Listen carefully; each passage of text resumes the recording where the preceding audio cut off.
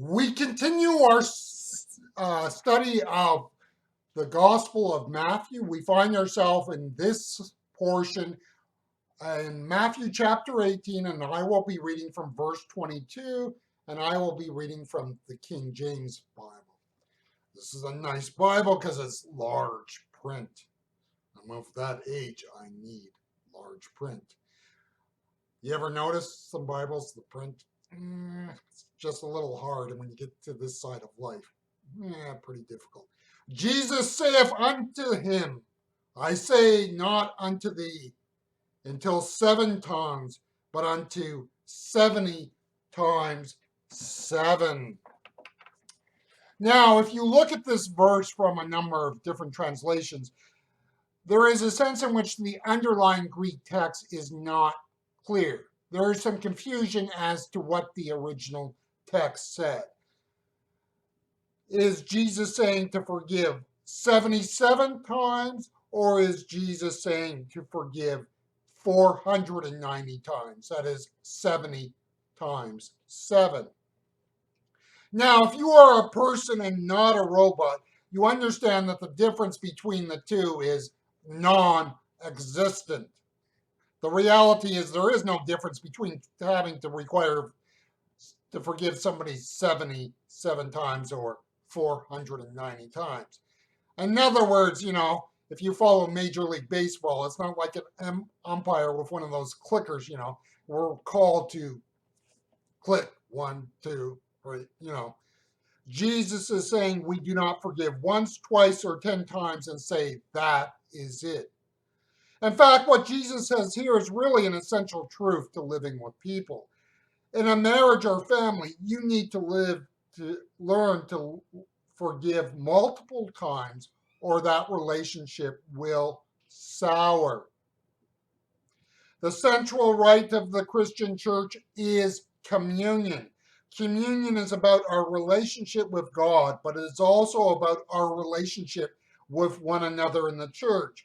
It seems to me, though, that communion, especially in modern North American settings, has become an almost completely individualistic rite. It is about my relationship with God and how God has forgiven me, and that I accept this forgiveness and celebrate it through the act of communion. Originally, the celebration of communion was a part of an actual meal. You can go to 1 Corinthians chapter 11 and verses 17 to 21 and see this. The love feast was a time to gather as a people of Jesus. Now, as chapter 11 of 1 Corinthians alludes to, it was not without its own set of problems back then. We might have one set of problems today. They had another set of problems back then. Paul deals with the issues, but he does not individualize the experience. He says that it is to be an actual coming together of the people of Jesus. Think of the incongruity of the situation. And the celebration of communion, we are accepting the mercy of God for our sin.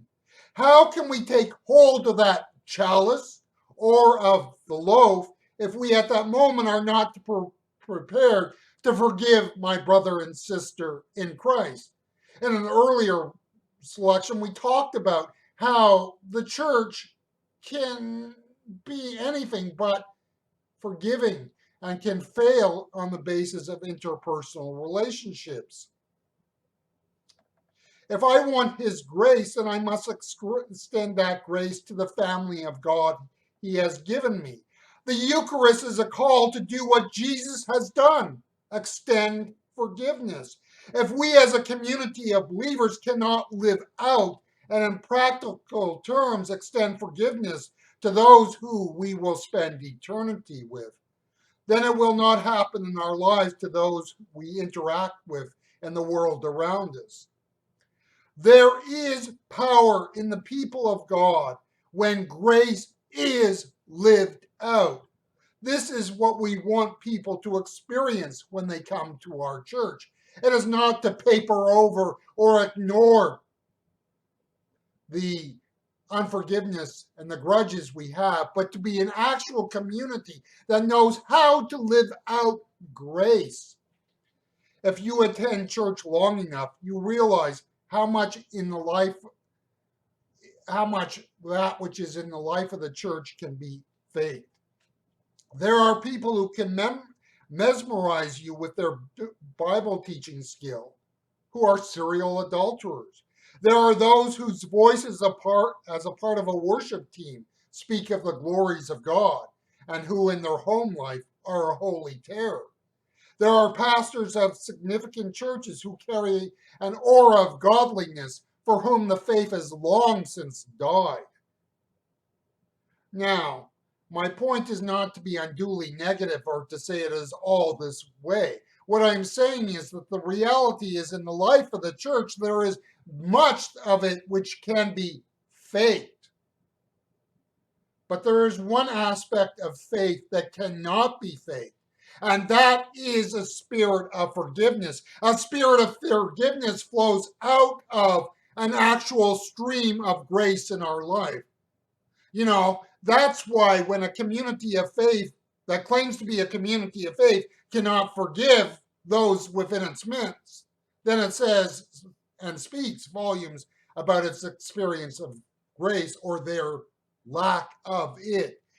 A church where people actually learn to forgive cannot be fake. It is a testimony of the reality of what God in Christ has done on the cross. And that is what we as people and as a community of faith need to do and be about.